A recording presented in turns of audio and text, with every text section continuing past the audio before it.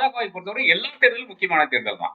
ஒரு ஹைதராபாத்ல ஒரு முனிசிபல் கார்ப்பரேஷனுடைய தேர்தலுக்கு வந்து பிரதமர் வந்து இங்க வந்து நின்று பிரச்சாரம் செய்கிறார். அமித்ஷா வந்து பிரச்சாரம் செய்கிறார். ஸ்மிருதி இரானி வந்து பிரச்சாரம் செய்கிறார் என்று வைத்துக் கொண்டால், இவர்களை பொறுத்தவரை தேர்தல் ஜெயிப்பதுதான் இவர்களுக்கு ஒரு ஒரு அந்த ஒரு ஹை இருக்கு இல்லையா? It gives them a high.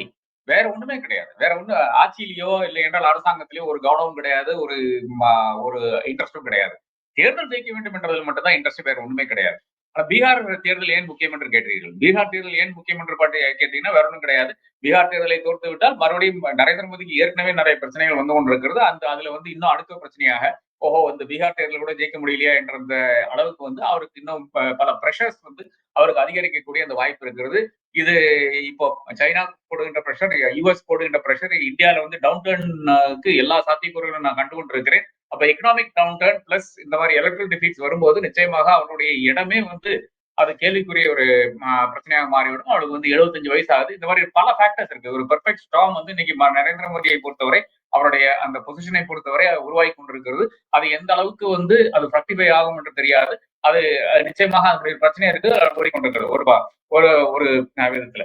இனி நீங்க முதலாவதாக பேசிய ஒரு விஷயம், அதாவது டிராக்ஷன் இருக்கு என்று சொன்னீங்க. இந்த மாதிரி இந்த ஓட்டர் அதிகார யாத்ராவுக்கு ஓட்டர் அதிகார யாத்ராவுக்கு டிராக்ஷன் கிடையாது. அது இதுதான் நீங்க முக்கியமாக தெரிய வேண்டிய விஷயம் என்னவென்று பாத்தீங்கன்னா வேற ஒன்றும் கிடையாது. ராகுல் காந்தி வருகிறார், தேஜஸ்வி யாதவ் வருகிறார். இதற்கு ஒரு பெரிய எழுச்சி இருக்கிறது. ராகுல் காந்தி வந்து நம்மளை எல்லாம் பார்த்தார், நம்மளோட உட்கார்ந்தாரு, தோல் மேல கையை போட்டாரு, டீ சாப்பிட்டாரு, ஃபுட்பால் ஆடினாரு. இந்த மாதிரி விஷயங்களுக்கு டெஃபினட்டாக பெரிய டிராக்ஷன் இருக்கே தவிர நிச்சயமாக இந்த காங்கிரஸ் பண்ண பெரிய ஒரு அயோக்கியத்தனம், இந்த கேசி வேணுகோபால் மாதிரியா இருக்கின்ற அயோக்கியர்களை வைத்துக் கொண்டு செய்கின்ற ஒரு பெரிய அயோக்கியத்தனம் என்னவென்றால், இதற்கு ஃபர்ஸ்டே ஒரு பெரிய ஒரு பப்ளிசிட்டி அந்த ஊர்ல வந்து கொடுக்கல. அதுக்கு நிச்சயமாக நீங்க எல்லா இடத்துலயும் துண்டு பிரசாதத்துல இருந்து ஆரம்பித்துக் கொண்டு பல விஷயங்கள் நீங்களுடைய இன்ஸ்டால இருந்து எல்லா பல விஷயங்கள் நீங்க செய்ய வேண்டும்.